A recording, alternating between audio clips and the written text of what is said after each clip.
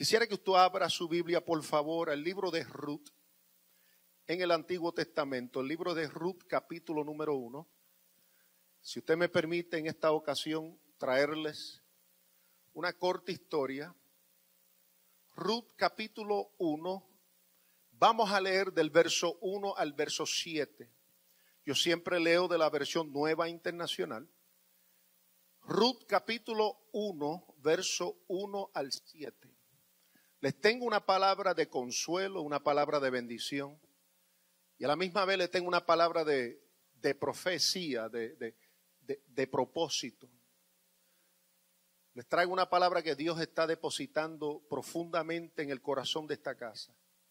El libro de Ruth en el Antiguo Testamento, el verso número 1 al 7 del primer capítulo. En el tiempo en que los caudillos gobernaban el país. Caudillos, esa palabra significa o se define como hombres sin control. Como que si ISIS estuviera reinando en este pueblo. En el tiempo en que los caudillos gobernaban el país, hubo allí una época de hambre. Entonces un hombre de Belén, de Judá, emigró a la tierra de Moab, junto con su esposa y sus 2 hijos. El hombre se llamaba Alimelec, su esposa se llamaba Noemí, y sus 2 hijos, Mahlón y Keilión, todos ellos eufrateos de Belén de Judá. Cuando llegaron a la tierra de Moab, se quedaron a vivir allí. Pero se murió Alimelec, esposa de Noemí, y ella se quedó sola con sus 2 hijos. Estos se casaron con mujeres moabitas, la una llamada Orfa y la otra Ruth. Después de haber vivido allí unos 10 años, murieron también Mahlón y Keilión, y Noemí se quedó viuda y sin hijos. El verso 7. Noemí regresó de la tierra de Moab con sus 2 nueras, porque allí se enteró de que el Señor había acudido en ayuda de su pueblo al proveerle de alimento. Salió pues con sus 2 nueras del lugar donde habían vivido y juntos emprendieron el camino que las llevaría hasta la tierra de Judá. Amados, esto es una historia donde encontramos que Noemí y su esposo y sus 2 hijos se fueron de Belén a Moab porque tenían hambre. En Belén estaban, como dice las Escrituras, gobernando caudillos, personas sin conocimiento, sin sabiduría, gente violenta, que mataban y suicidaban y hacían las cosas que bien les parecía cuando les parecía.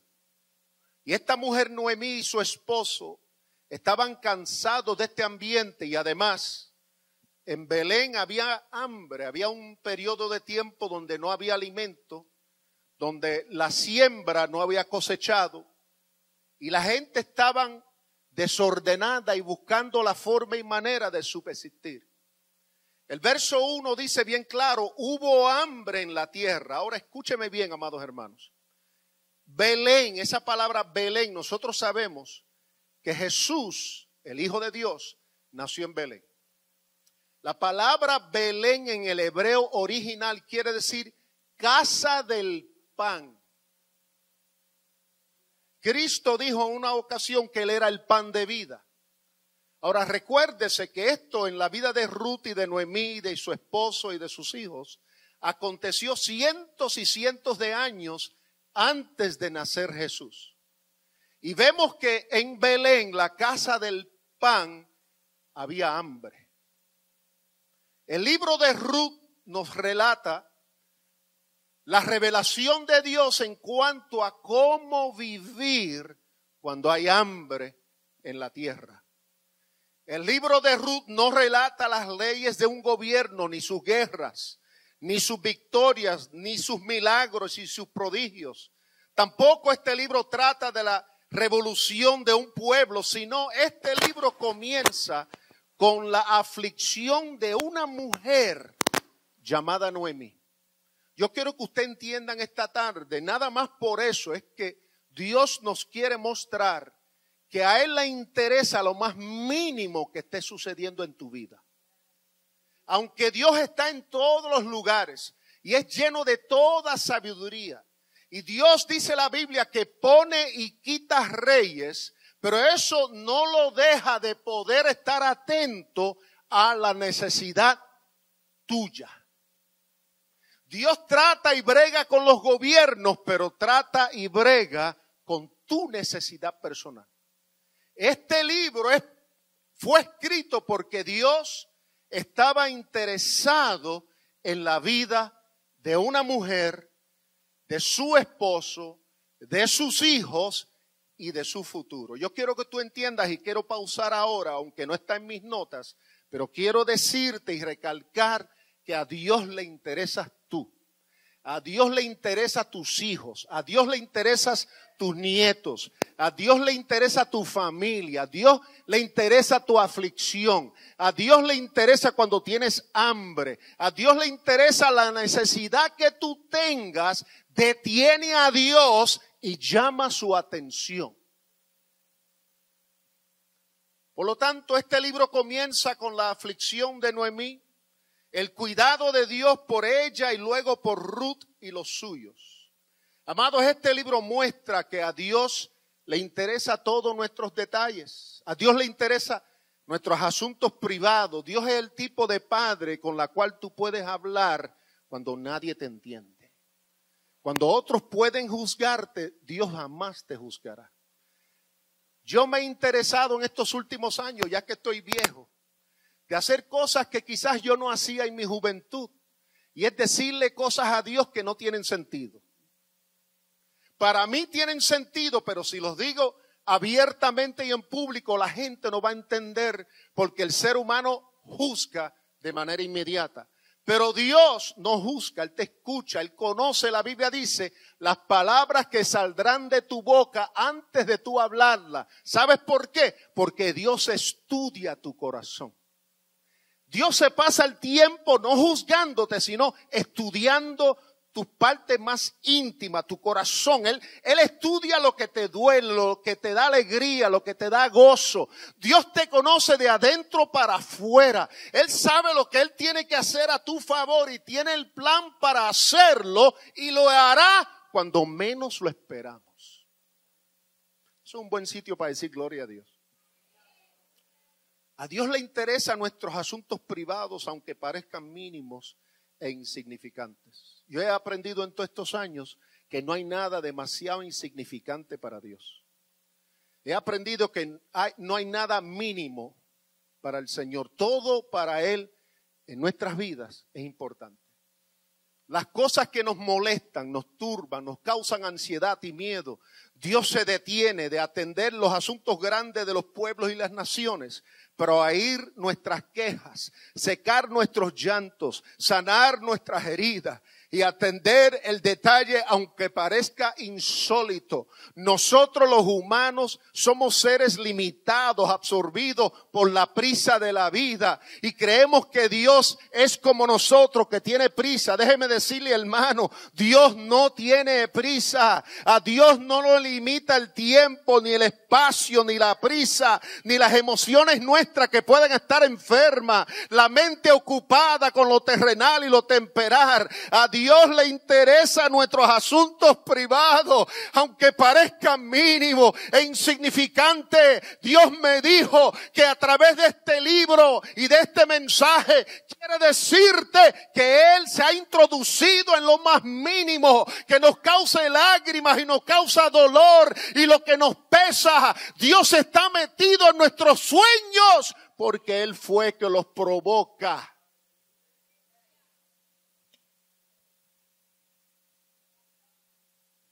Si tú tienes un sueño, a Dios le interesa ese sueño más que te interesa a ti. Y perdone mis lágrimas en esta tarde, pero es que tenemos un Dios demasiado maravilloso. Tenemos un Dios demasiado bueno, demasiado amoroso. Dios es el que diseñó ese sueño. Dios es el que ha puesto tu futuro a caminar, aun cuando tú no lo veas y tú no, ni pienses que se puede hacer por tus errores y tus pecados y tus malos caminos y malas decisiones. Dios es experto en enderezar lo que tú torciste. Usted sabe cuántas veces yo he torcido el camino, he tomado decisiones equivocadas y me maravillo después al ver a Dios meterse de toda manera. Si yo fuera Dios me hubiera eliminado, pero Dios no lo hace. Dios busca tu dolor y tu tristeza y tus malas decisiones para enderezar el camino y cumplir su propósito en ti. Si se atreve, mira a alguien, dígale, Dios va a cumplir su propósito en ti. Dios no te juzga en esta tarde. Tú eres importante para Dios. Tú eres importante para el Creador de los cielos y de la tierra.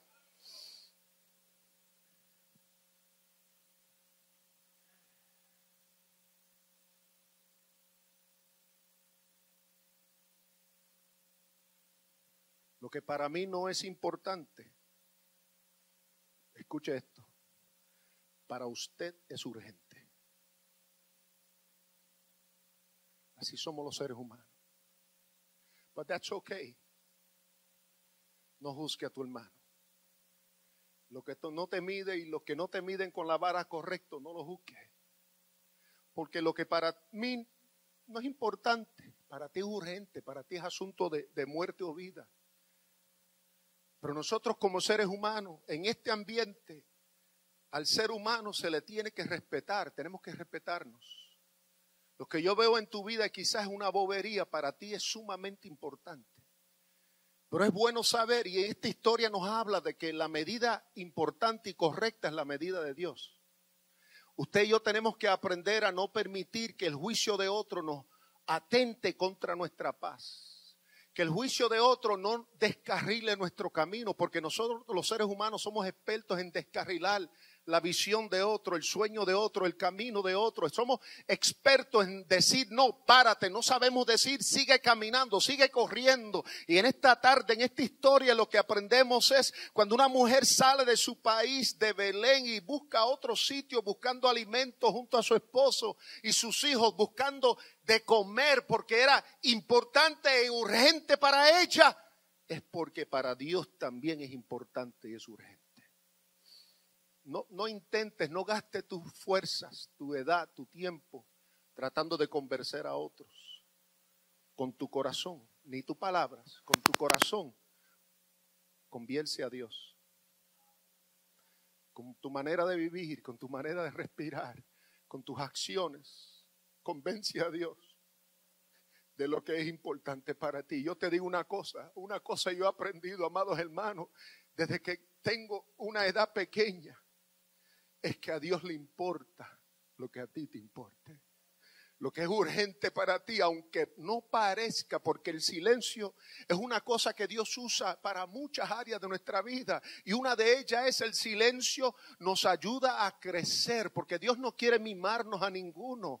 Y a veces estas situaciones críticas que nos causan dolor profundo, Dios no está ausente. Él está usando cosas y manejando el mapa y moviendo las fichas siempre a tu favor. Dios no es el constructor del precipicio. Dios no es el que trae la confusión para quebrantarte. Él está listo y preparado para moverse cuando llegue el tiempo de madurez. Lo que tenemos que hacer nosotros es mostrarle a Dios con la posición y la postura de nuestro corazón y nuestras acciones, que es importante para nosotros y es urgente.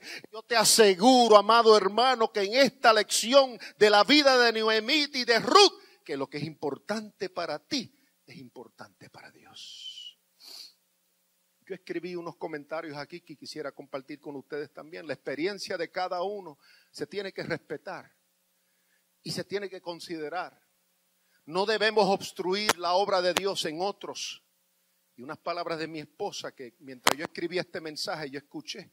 ¿Cuántos aquí escuchan la voz de su mujer cuando menos los espera? Yo quiero que las mujeres aquí entiendan que nosotros los hombres, aunque nos hagamos, estamos escuchando. We're listening to you. We hear your voice. Sigue hablando. Sigue exhortando. Mi mujer me habla palabras y yo parece que yo no escucho, pero en una ocasión me dijo a mí, ¿sabes qué? No debemos obstruir la obra de Dios en otros, sino tenemos que ser facilitadores. ¿Te acuerdas, mami, cuando tú me dijiste eso a mí? A veces por nuestras propias crisis obstruimos las obras de otros. Porque si yo no tengo la facilidad, no se la puedo dar a otro. Porque si el Señor no me ha dado a mí lo que tanto yo le he pedido y he añorado por tantos años, ¿cómo es posible que a ti te llegue tan fácil? El asunto es que tú no entiendes lo que esa persona está viviendo. Noemí tenía hambre, ella se va de Belén. Elimelec tenía hambre, Mahalón su hijo tenía hambre, Kelión tenía hambre. Esta familia estaba sufriendo de hambre, había hambre en la tierra y el esposo de Noemí toma una decisión. Había demasiada necesidad. En la casa del pan no tenían pan, amados hermanos. Los hornos estaban vacíos, las luces de la cocina estaban apagadas, el cocinero se había retirado y Noemí y su esposo y sus hijos estaban buscando pan. En Israel el pan era parte integral del culto al Señor desde el principio, desde la ley de Moisés. Era prueba de su presencia. Números, capítulo número 4, el verso número 7, mira lo que dice: sobre la mesa de la prosperización extenderán un paño azul y pondrán sobre ella las escudillas, las cucharas, las copas y los tazones para librar, y el pan continuó hasta sobre ella. O sea, el pan tenía que estar presente cuando Dios se movía, era parte de la costumbre, parte del arte de celebrarle a Dios culto, era parte de la vida. Si no hay pan, amados hermanos, no está Dios. Dios está llamando a esta iglesia a compartir lo que tú tienes con los que vienen y con los que están en el mundo perdido. Esta casa de júbilo aquí en la ciudad de Orlando, Dios ha llamado a cocinar y a calentar el pan. El mejor pan se hace cuando tienes hambre, ¿o no? Las mejores comidas que mi esposa ha cocinado es cuando hemos llegado a casa con hambre, cuando hemos estado todo el día en la calle y llegamos arrastrados así. Y mi mujer, vete, date un baño. Yo sabía, porque cuando me manda a bañar a mí es porque ella se va a meter en la cocina, va abracadabra y sale un banquete, una fiesta. Este es el momento, casa de júbilo, cuando más necesidad tú tengas, ponte a cocinar el pan.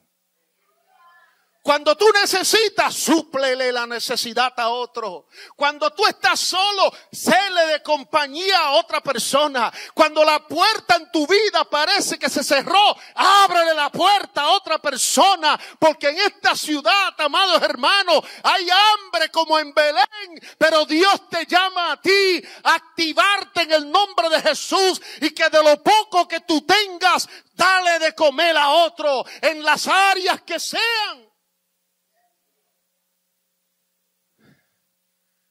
El pan es un símbolo de Dios. Si nosotros tenemos a Dios con nosotros, tenemos que tener pan.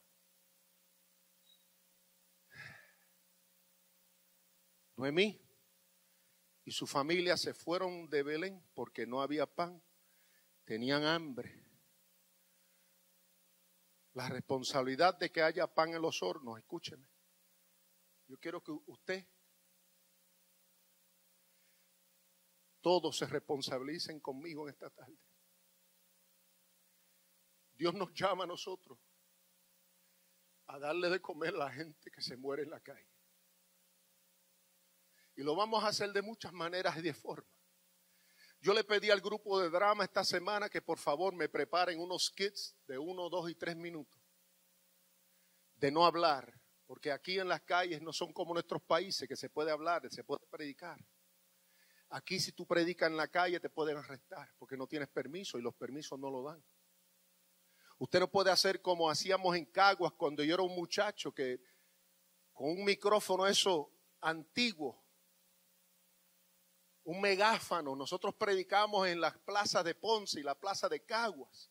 Y allí no nos podían sacar, pero aquí sí.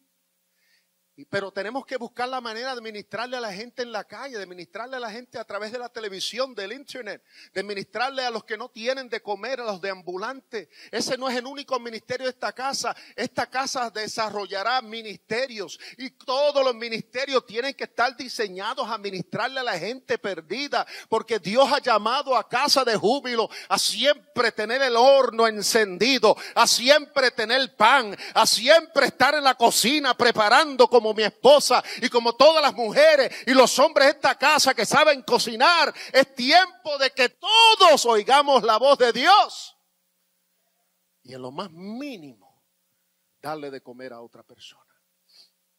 Por lo tanto, amados hermanos, la responsabilidad de que haya pan en los hornos no descansa sobre el pastorado, el liderato solamente, sino sobre todos nosotros. Todo el pueblo de Dios es responsable de que haya pan. Si no hay pan, la gente se muere. Hay hambre en este mundo, hay hambre en el pueblo. La gente busca satisfacer su hambre en otras cosas. Yo escuché a los muchachos el domingo, los dos. Y aparte de escucharlo, lo vi de nuevo una segunda vez por video. Y una de las cosas que los dos tenían en común es que la gente busca satisfacer su hambre en las barras, en los clubes, en el sexo ilícito, en las drogas, en el alcohol, en la pornografía. El ser humano fue creado con hambre de Dios. Cuando un niño nace, yo le pregunté al médico, un médico cristiano, en una ocasión, le pregunto, pero ¿por qué nacen los niños y lo primero que hacen es llorar? Y él me miró seriamente y me señaló, y esto fue Dios hablándome, me dijo, cuando un niño nace, llora porque tiene hambre de Dios. El alma y el espíritu que está dentro de todos los seres humanos, aunque el ser humano lo reconozca o no, tiene hambre de Dios. Hay hambre cuando el adicto se inyecta. Yo quiero que tu coche escuche mis palabras, la pasión de su pastor. Hay hambre cuando el adicto se inyecta, cuando el alcohólico se emborracha, cuando la mujer se prostituye. Hay hambre cuando el hombre abandona su casa. Hay hambre cuando las naciones hacen guerra. Hay hambre cuando los presidentes pierden la vergüenza. Hay hambre cuando Hollywood no respeta la conciencia de los niños. Hay hambre cuando los medios sacan vivo un embrión, los médicos, y lo mata para cobrar dinero. Hay hambre, amados hermanos, cuando se mata a una vieja mujer. Hay hambre cuando se asesinan en las calles. Hay hambre cuando se les roba a una anciana su cheque de seguro social. El hombre está corriendo porque tiene hambre. Y el único que Dios puso sobre esta tierra para satisfacer el hambre es la iglesia de Jesucristo, Casa de Júbilo Orlando. Dios nos llama para que tengamos la pasión que Él tiene por el pueblo. Dios nos llama no solamente para hacer reuniones y cultos. Dios nos llama para satisfacer el hambre espiritual, el hambre carnal, el hambre emocional. Dios levanta profesionales en esta casa para satisfacer el hambre en la psiquis de la raza humana. Dios levanta médicos, Dios levanta gente en esta casa. Dios une a nosotros gente preparada para satisfacer el hambre que quebranta al ser humano. Y yo estoy viendo el aterrizaje. Ya vi el aeropuerto. Además que tengo aquí tengo 10 minutos. Yo le dije a los muchachos de esta casa, esa obra que ustedes hicieron, me hizo llorar 2 veces en Georgia, una vez aquí y esta mañana. ¿Por qué? Porque por ahí es donde nos está llamando Dios. Yo les pedí a los muchachos de esta obra, el Ministerio de Drama, que preparen unos skits, 1, 2 y 3 minutos cada uno. Porque no podemos dejar que las leyes, aunque las tenemos que obedecer, pero hay maneras y formas de meternos. ¿Sabes cómo lo podemos hacer? Si nos preparan unos kits de 1, 2 y 3 minutos sin hablar, porque el problema es hablar. Nos podemos meter donde hay mucha gente, donde se aglomeran las multitudes en los parques y en las plazas y en los moles. Y hay 5 o 10 haciendo una obra con rótulos pintados, como tenían hoy esta tarde, con los diferentes demonios y vicios de la gente, y otros detrás con cartulones que se pueden doblar después y poner debajo de los brazos y seguir caminando cuando llega la jara, llega la policía, llega la seguridad. Podemos predicar sin tener que hablar. Esa es una manera de poder llevarle el mensaje a la gente. Para arriba y para abajo en International Drive, para arriba y para abajo en Old Town, para arriba y para abajo allá en the Boardwalk de Disney. Aunque nos voten, nos votaron y nos vamos, pero no podemos detenerlos, hermanos. Noemí tenía hambre y salió a buscar pan. En Belén había mucha religión, en Belén había dogma, en Belén le daban culto, en Belén se reunían en el templo, en Belén se discutía la ley, en Belén se observaban los rudimentos de la ley, pero en Belén no había pan. ¿Usted me está escuchando? Por eso es que a mí no me gusta la religión formada por los hombres, que lo que hace es tratar de alcanzar a conocer a Dios. La religión significa un mecanismo creado por los hombres y una manera y forma para tratar de alcanzar a Dios. No quiero religión, yo quiero relación. Yo quiero que el Espíritu Santo se meta en mí como siempre y se glorifique y se manifieste Dios y me enseñe y me dé vehículos, maneras y formas de no ser religioso, de no detenernos por los dogmas, de no dar culto solamente en los templos, de discutir leyes y doctrina nada más. Yo quiero un pueblo, te dice el Señor, que tiene en su corazón la pasión y entiende el llamado de darle de comer al que no tiene. En Belén había músicos de los mejores. Había una academia de música, los que no lo sabían, en Belén, en Israel. Cuando Dios llama a David, ¿se acuerdan? Y él va y le toca a Salomón. Habían más de 2,000 arpistas estudiando en la academia, pero no tenían pan. Mandó a buscar a David, que estaba en el campo, que había sido bregado, trabajado por Dios, que no vivía en el castillo, no vivía en el principado, no vivía en las casas grandes, no tenía grandes posibilidades según su padre y sus hermanos. Pero cuando el rey mandó a buscar a alguien que pueda satisfacer el hambre que yo tengo, él no lo sabía, pero a él lo tenía posesionado un demonio y ninguno de sus hermanos podía satisfacer esa necesidad, porque Dios no llama solamente a los que tienen doctorados en teología. A veces les pasa por encima. Dios no llama a los que estudiaron el pastorado. A veces les pasa por encima porque tienen demasiado religión y dogma y culto, y todo es bueno prepararnos, pero si tú te preparas y dejas de llorar, no sirves para esta sociedad. Si tú te preparas con un doctorado en teología y no dobla las rodillas a favor de esta humanidad que se pierde, dejaste de ser efectivo para la gloria de Dios. Dios te está preparando a ti y me prepara a mí para cuando toquemos, tiemble la tierra. Porque en Belén, en Israel, había músicos, pero no había pan. Habían cantores, pero no habían pan. Usted sabe, yo estoy leyendo esto y yo lo digo con alegría también, porque yo sé que nosotros no somos así. Yo sé que la iglesia nuestra, el pueblo nuestro, tenemos músicos, pero aquí hay pan. En tu casa hay pan. Tenemos cantores, pero estamos listos y preparados. Hay danzores, pero los danzores tienen unción de Dios. Había fiesta en Israel, pero no había pan. Y perdona que estoy gritando tanto, es que yo les digo, yo voy a subir ahí arriba tranquilo. Hoy me toca predicar como Pablo predicó el domingo. Suave, pero como habló. Y Julio con su pelita monga, con su swing, pero los dos trajeron palabra de Dios. Noemí fue a buscar pan y cometió el grave error de ir a donde el pan no estaba. Continuamos después con esto. Noemí va a Moab y allí buscaron el pan donde no tenían que buscar. ¿Sabes por qué? Porque es mejor cortar el camino que caminar el camino que Dios te trazó.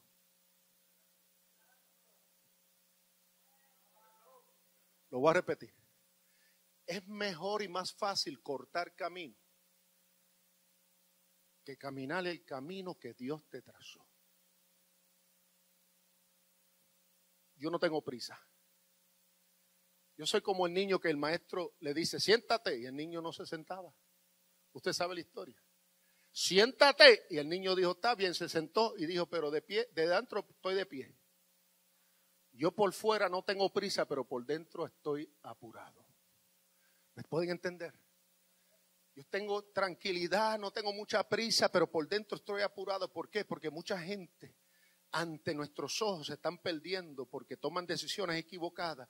Y yo quiero que este pueblo, el que me escucha en esta tarde, y usted que nos ve a través del internet, no hay prisa en las bregas y los tratos de Dios. El tiempo tuyo no es el tiempo de Dios.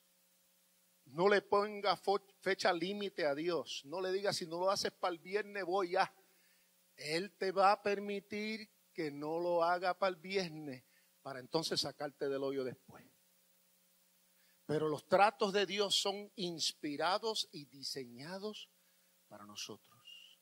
En Moab, Noemí perdió a sus hijos, perdió a su familia. En Moab, ella perdió su vitalidad. En Moab se perdió su ministerio. Amados hermanos, tenemos que regresar a Belén, la casa del pan, y encender las llamas nuevamente en el horno. Cada uno de nosotros somos llamados por Dios a prender la llama, a instigar el fuego de Dios que ya Dios puso en nosotros. Yo quiero que cada persona de esta casa tome su lugar. Usted tiene que activarse en algún ministerio. Usted tiene que formar parte de lo que Dios está haciendo en esta casa. Hay alguna gente que están en 2 y 3 y 4 y 5 ministerios, y eso es bueno. Pero yo quiero que todos formen parte de algún mover de Dios en esta casa, porque se está encendiendo la llama. Y termino con este verso, Mateo capítulo 5, verso 6. Y esto es promesa de Dios para ti y a la misma vez llamado de Dios para ti. Bienaventurados los que tienen hambre y sed de justicia, porque ellos serán saciados. Si tienes hambre, si te sientes poco, si te preguntas en esta tarde, ¿cómo yo puedo saciarle el hambre a otro si yo estoy muerto de hambre? ¿Cómo puedo yo consolar a otra persona cuando yo necesito consuelo? ¿Cómo yo puedo abrirle una puerta a una persona si todas las mías aparentemente están cerradas? Yo me acuerdo, yo quiero que esta casa entienda ahora, y lo voy a decir hoy. Cuando nosotros comenzamos el ministerio de ambulantes, hace ya como 6 meses atrás, mi esposa y yo estábamos pasando unos días financieros bien difíciles. Hay muy poca gente en esta casa que saben lo que nosotros vivimos. Porque nosotros no somos de contar tragedia, de contar momentos difíciles. Pero yo quiero que ustedes entiendan, especialmente Johanna y Pablo y Barbie, los que están al frente de ese ministerio, que ustedes entiendan que cuando nosotros estamos empacando comida y empacando y cocinando alimentos, nosotros estábamos a ley de medio mes de perderlo todo.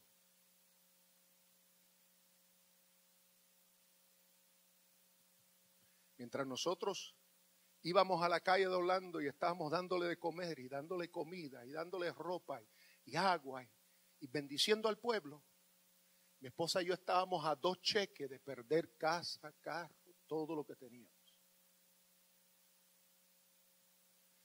Pero eso no fue excusa para nosotros no bendecir a esa gente. Yo sabía que si nosotros hacíamos esto fielmente, Dios iba a abrir una puerta en su tiempo. Y la puerta que abrió, escúcheme, yo no podía pedir una puerta tan grande como la que Él abrió.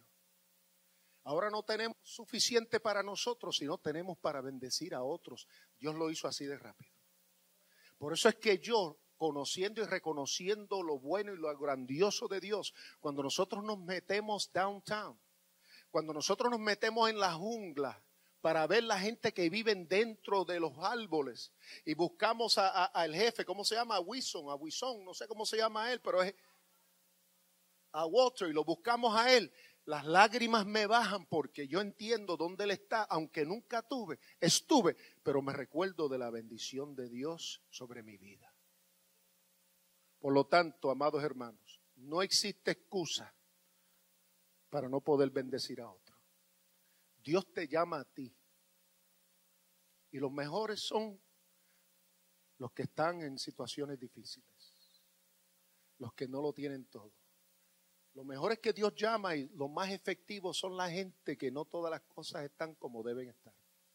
Porque si usted espera que los muñequitos estén donde usted quiere que estén, nunca van a estar, y al final del día usted tampoco estará. Dios te llama hoy para que con tus pedazos rotos decidas ser usado por Dios. Ponte de pies conmigo, por favor.